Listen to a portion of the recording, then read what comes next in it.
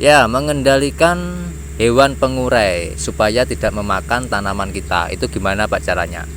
Ya, halo sahabat tani, ketemu lagi bersama saya di Dunia Tani. Oke sahabat tani, gimana kabar kalian? Tentunya baik-baik saja ya. Oke, di kesempatan video kali ini saya akan bahas seperti yang saya bilang ya, caranya mengendalikan hewan pengurai agar tidak makan tanaman kita. Seperti seperti hewan cacing ya. Hewan cacing ini kalau tidak dimanfaatkan itu akan memakan akar dari tanaman kita. Oke, simak saja video kali ini sampai selesai agar teman-teman mendapat manfaat dan juga mendapat pengalaman baru, terutama yang hobi menanam di perkarangan belakang rumah ya. Oke, langsung saja ya. Ini adalah bahannya. Bahannya itu sangat sederhana, melimpah ada di perkarangan kita ya. Ini tidak asing bagi teman-teman ya. Ini adalah rumput ataupun gulma. Nah, gulma ini saya manfaatkan bukan untuk bikin pupuk POC saja, tapi sebagai mulsa juga. Oke. Jadi banyak sekali sebenarnya manfaatnya. Dan ini saya dapat dari perkarangan ini juga teman-teman. Jadi sisa potongan ini, rumput ini saya manfaatkan ya untuk mengasih makan hewan pengurai seperti cacing, agar apa? Cacing itu tidak makan akar dari tanaman yang kita tanam. Oke ya, langsung saja simak video kali ini.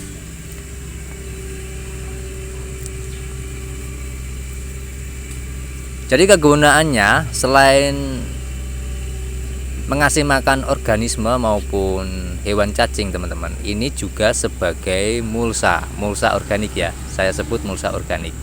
Oke.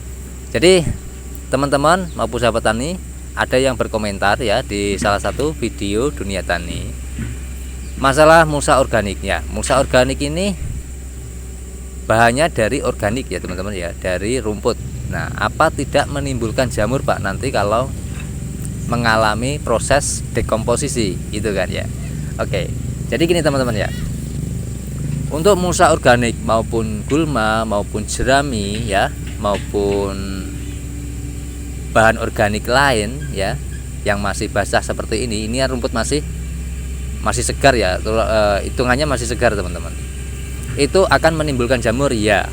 Jawabannya ya, akan menimbulkan jamur. Tapi tenang teman-teman ya. Selama mulsa maupun bahan organik ini posisinya di atas dan langsung terpapar oleh sinar matahari, itu aman. Memang paginya itu ada tumbuh jamur. Nah, jamur itu tidak berbahaya bagi tanaman ya. Nanti kalau siang juga sudah hilang, sudah mati sendiri. Nah, beda sekali dengan rumput maupun gulma maupun jerami ya, yang kita timbun dengan tanah. Itu beda. Kenapa kok bisa beda? Karena posisi ada di dalam tanah. Itu mengakibatkan seperti hama patogen, jamur-jamur jahat itu akan berkembang biak karena gelap teman-teman ya. Di dalam tanah itu gelap.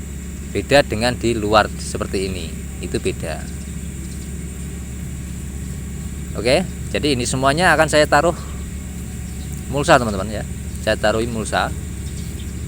Tujuannya yaitu supaya cacing itu tidak makan tanaman kita. Jadi kita manfaatkan hewan cacing untuk menyuburkan media ataupun tanah kita teman-teman ya. Dan di video kemarin ya, di 2 hari yang lalu sudah saya bagikan ya. Kalau tidak salah 2 hari yang lalu ya. Ya betul, 2 hari yang lalu itu saya bagikan pemupukan menggunakan pupuk POC. Jadi setelah 2 hari, selang 2 harinya itu ada efeknya. Efeknya tanaman kita menjadi subur ya. Kelihatan sekali kalau pupuk organik cair itu sangat bagus. Jadi tidak kalah dengan pupuk POC. Dengan pupuk apa? Kimia teman-teman ya. Nah, jadi itu ya teman-teman ya. Gini loh, pupuk organik dan pupuk kimia itu unsur haranya sama teman-teman ya. Tidak ada beda. Yang beda adalah bahan dari pembuatannya saja. Makanya di situ ada yang dinamakan pupuk organik dan pupuk kimia. Oke, kalau lebih amannya kita memakai yang pupuk mana Pak? Oke, kalau Dunia Tani senang menggunakan pupuk organik daripada pupuk kimia. Karena apa? Yang pertama, kalau kita menggunakan pupuk kimia ya, lambat laun, lama kelamaan kalau kita memakai terus menerus, tanah kita tidak berporos teman-teman, tambah bantat, tambah keras itu ya. Beda dengan menggunakan pupuk organik POC atau bisa disebut pupuk organik cair. Itu akan menambah kaya tanah kita dengan organisme-organisme. Itu kalau saya sering menggunakan pupuk POC ya tujuannya itu untuk kesehatan tanah, jadi bukan kesehatan tanaman ya. Dan bedanya untuk tanaman menggunakan pupuk kimia dan pupuk organik itu beda jauh teman-teman ya. Nah, yang pertama, kalau kita menggunakan pupuk kimia memang kelihatan tanaman itu bagus, cuman tidak lama akan warnanya berpudar teman-teman ya. Beda dengan menggunakan pupuk organik, warnanya hijaunya awet itu teman-teman ya. Oke, dari sini paham ya, sudah bisa dimengerti perkataan saya teman-teman ya. Dan semoga teman-teman warga perkotaan ya, yang padat penduduk biasanya kan senang sekali menanam, yang hobi menanam ya, bisa dimanfaatkan perkarangannya ya. Karena banyak sekali keuntungannya dari segi kesehatan ya. Ini juga bisa membantu dari segi keuangan juga bisa, karena apa? Menghemat biaya keperluan dapur. Oke, bisa dilihat ya, untuk tanaman sawi maupun daun bawang itu sangat gemoy-gemoy. Dan satu lagi nanti ini ya, yang kemarin di video kemarin itu saya bagikan menanam kangkung ya. Musim hujan ini memang cocok sekali untuk menanam kangkung teman-teman, daripada kita menanam daun bawang maupun sawi ya. Lebih cocok tanaman kangkung. Tapi di sini Dinyatani juga meriset tanaman sawi juga tumbuh dengan baik ya. Itu karena perawatan yang ekstrim. Kalau kita menanam di kemarau itu sangat mudah sekali daripada menanam di musim penghujan. Oke, itu saja ya saya bagikan.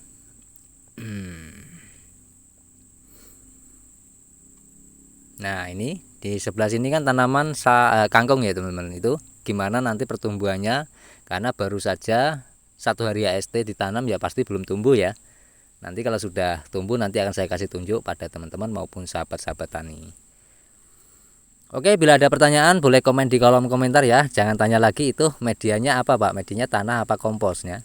Biasanya sering sekali ada beberapa pertanyaan seperti itu teman-teman. Kalau medianya Dinyatani memakai tanah biasa, tidak ada pupuk dasar, tidak ada kompos di sini teman-teman. Hanya menggunakan pupuk POC dan bahan-bahan organik seperti gulma itu saja.